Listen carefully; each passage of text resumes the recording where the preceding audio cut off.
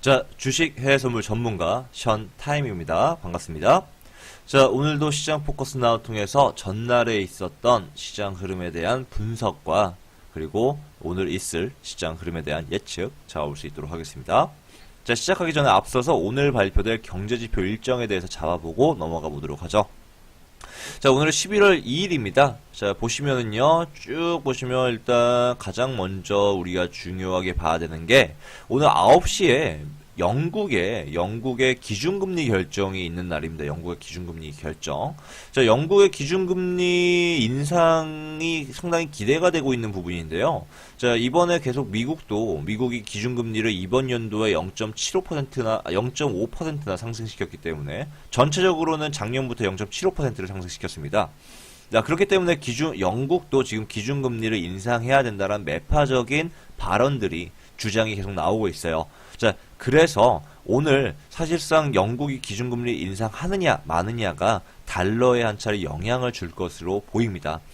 자, 영국은 저번에 말씀드렸다시피 그 달러가 영향을 받는 주요 세계 6개 통화 중에 하나라고 말씀드렸어요. 그런 만큼 영국의 금리가 변경됐을 때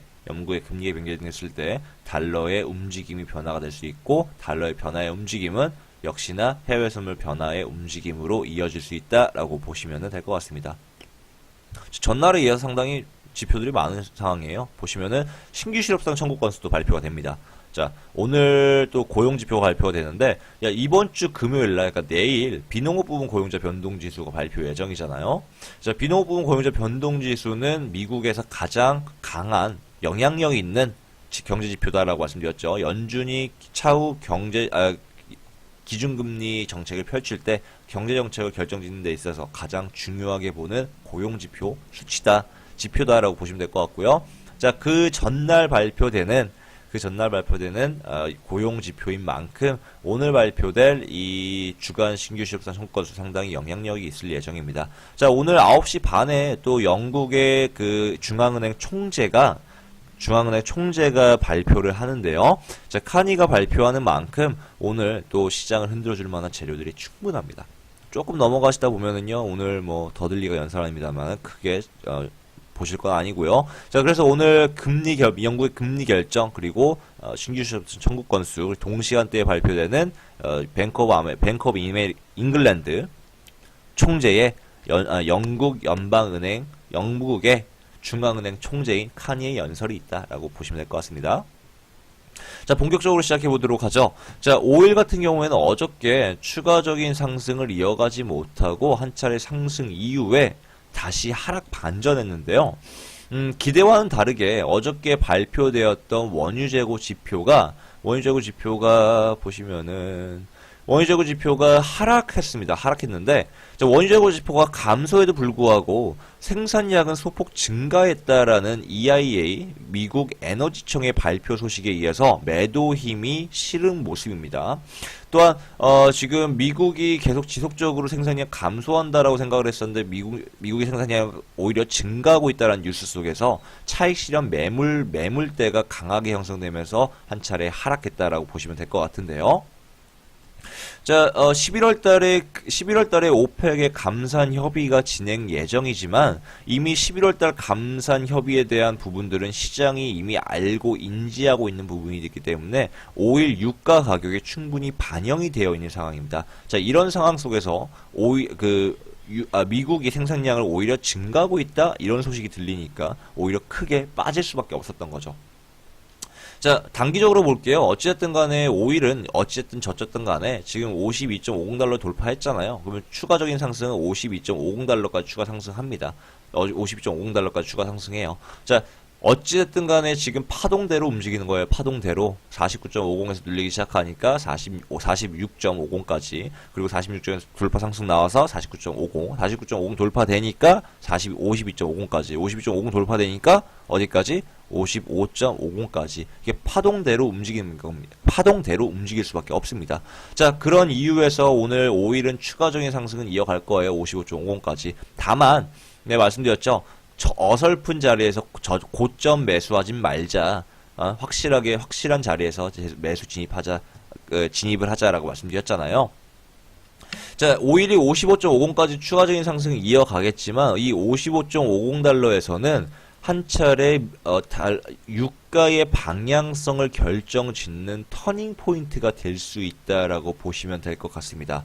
자, 이번 년 11월 7일 죄송합니다. 11월 7일 그러니까 다음 주 화요일이죠. 다음 주 화요일에 오펙의 감산 협의가 진행이 됩니다. 자, 어떤 내용들이 추가될지는 모르지만, 자, 어떤 내용이 추가되던 간에 이 52.50달러를 돌파할지 혹은 돌파하지 못하는지에 따라서 한 차례 방향성이 크게 나뉠 예정인데요. 자, 오일은 장기적으로 봤을 때 어쨌든 간에 방향성은 60달러까지 상승하기 위해서 최대 65달러까지 상승한다라고 말씀드렸던 부분이었습니다.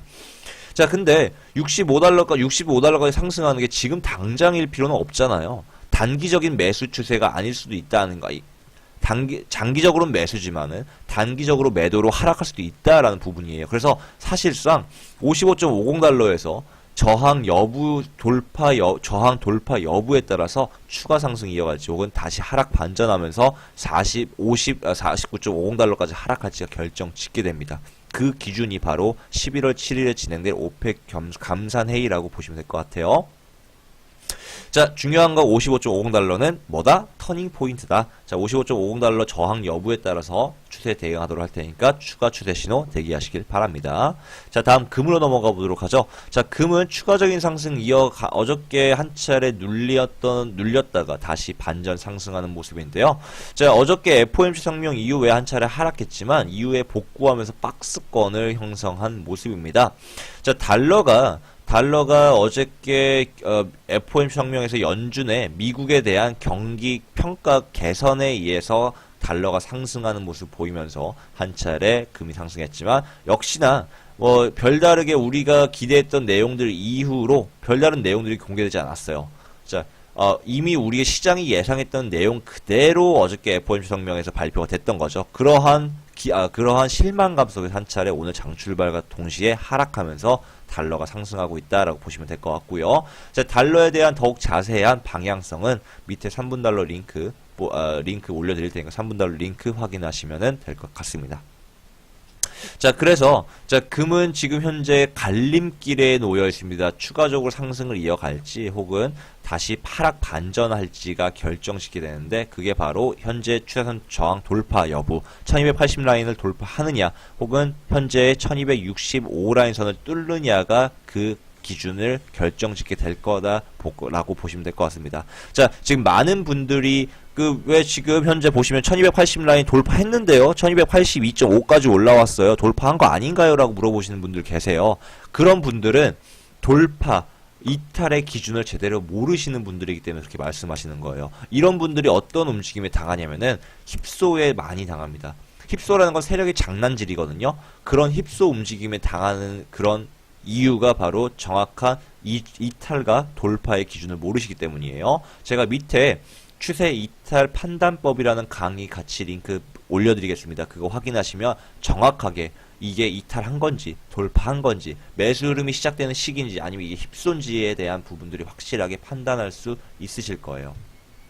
자, 어찌됐든 간에 다시 넘어가서 금은 추가 추세 신호 대기하셔야 될 것 같습니다. 달러는 기술적인 눌림이 기대가 되고 있어요. 기술적인 눌림으로 인해서 93.50포인트까지 하락이 기대가 됩니다. 자, 오늘 또 보시면은 영국의 기준금리가 인상되느냐 마느냐에 따라서 달러가 한 차례 또 단기적인 움직임을 보여줄 거예요. 거기에 따라서 금도 크게 움직여주겠죠. 어찌됐든 간에 금은 중요한 건 뭐예요? 추가 추세 신호 대기하는 게 중요하다. 이탈 신호 대기하도록 하죠. 다음 유로 가도록 하겠습니다. 자, 유로는 지금 달러가 오늘 한 차례 하락하면서 상승세를 이어가고 있는 모습 보이고 있는데요. 유로는 어찌됐든 간에 지금 현재 브렉시트에 대한 우려 심리와 그리고 유럽 자체적으로 유럽 중앙은행이 테이퍼링 시기를 조금 늦출 것이다라는 그런 우려 심리 속에서 유로는 추가적인 하락은 1.14라인까지 이어질 수 있다라고 보시면 될 것 같습니다. 자, 이렇게 물어보시는 분들 계세요. 금, 유로는 똑같이 움직이는 거 아니에요? 금이 올라간다 한다면 유로도 같이 올라가야 되잖아요. 그럼 유로 빠지면 금도 같이 빠지겠네요? 라고 물어보시는 분들 계시는데, 어디까지나 큰 틀에 봤을 때, 거시경제적으로 봤을 때 금과 유로가 같은 방향성을 보이고 있다는 것 뿐이지, 매번 같이 움직여지는 건 절대 아닙니다. 자, 그러면은 단기적으로 볼게요. 예전에 보시면은 9월 달에 어마어마하게 올라왔어요. 8월 달 사이에, 8월 달 이 한 달 사이에 금이 어마어마하게 상승했습니다. 자, 유로 볼까요? 8월 달. 오히려 박스권이었어요. 오히려 내려갔어요. 이 8월 달 동안에. 보시면 아시겠죠? 8월 달 동안에 오히려 박스권 내려갔어요. 금은 올라갔는데, 유로는 박스권 오히려 내려갔습니다. 왜 그럴까요? 유로랑 금은 항상 동일하게 움직이는 건 아니기 때문입니다. 자, 유로는 어쨌든 간에 브렉시트, 그리고 영국의 기준금리, 그리고 지금 현재 비둘기 파전 스탠스를 보이고 있는 유럽의 중앙은행의 태세, 이런 부분 따졌을 때 추가적인 하락은 1.14라인까지 이어진다. 역시 기술적으로 봐도 지금 현재 올라왔던 그 상승폭의 중심가까지 하락한다는 거는 당연한 수순입니다. 자, 유로는요, 매도 대응하도록 할 텐데, 어디서 1.17 라인에서 매도 대응하시면 될 것 같습니다. 다음 S&P. 자, S&P 같은 경우에는 어저께 FOMC 성명에서 기준금리가 동결됐지만, 향후 금리 정책에 대한 매파적인 것이라는 분위기 속에서 뉴욕 증시가 한 차례 하락하는 모습을 보였습니다. 다만, 어저께 주요 기업들의 실적 호조가 매수 심리로 작용하면서 추가적인 하락은 제한하고 있는 모습을 보였습니다. 어제 보시면은 미국의 대표적인 IT 산업의 선두로 달리고 있는 페이스북의 주가는 어저께 상승하는 모습들을 보였고요. 역시나 유가가 상승하는 모습 속에서 지금 미국의 에너지 주가 역시 상승하는 모습이었습니다. 미국에서 가장 큰 산업을 시가총액으로 따졌을 때 세 번째 손가락 안에 드는 엑손 모바일의 주가가 어저께 상승하는 모습을 보였죠. 그러면서 어저께 S&P의 추가 하락을 막았다라고 보시면 될 것 같습니다. 자, S&P는요, 지금 고점이에요. 매도하고 싶죠? 근데 사실상 S&P의 방향성은 지금 결정짓기가 어렵습니다. 워낙 매수 모멘텀이 강하게 작용하고 있고, 지금 컨센서스를 훨씬 상회하고 있는 주요 기업들의 움직임, 그리고 4분기의 실적 기대감, 이런 부분들이 복합적으로 S&P를 추가적인 상승을 이어갈 수 있게끔 할 수도 있습니다. 무작정 매도 대응하는 건 유리하지 않아요. 정확하게 매도 신호가 나왔을 때 매도 대응을 할 수 있지만, 매도 신호가 없는데 무작정 고평가되어 있다 생각하고 매도 대응하는 건 옳지 않습니다. 확실한 신호 받아서 대응할 수 있도록 하죠. S&P는 추가 추세 신호 대기하시면 될 것 같습니다. 정리해 보도록 하겠습니다. 5일 55.50 라인 저항 여부에 따라서 추세 신호 드리도록 하겠습니다. 추세 신호 대기하시면 될 것 같고요. 금 역시나 추가 추세 신호 대기하시면 될 것 같습니다. 돌파하느냐 혹은 뚫느냐에 따라서 방향성 결정짓게 되니까 추세 신호 대기하시면 될 것 같고요. 다만 유로는 1.17 라인에서 매도 대응하도록 하겠습니다. 좀 올라오고 있네요. 올라오고 있으니까 1.17 라인에서 매도 대응, 그리고 S&P 추가 추세 신호 대기하시면 될 것 같습니다. 오늘의 시장 포커스 나오는 여기까지.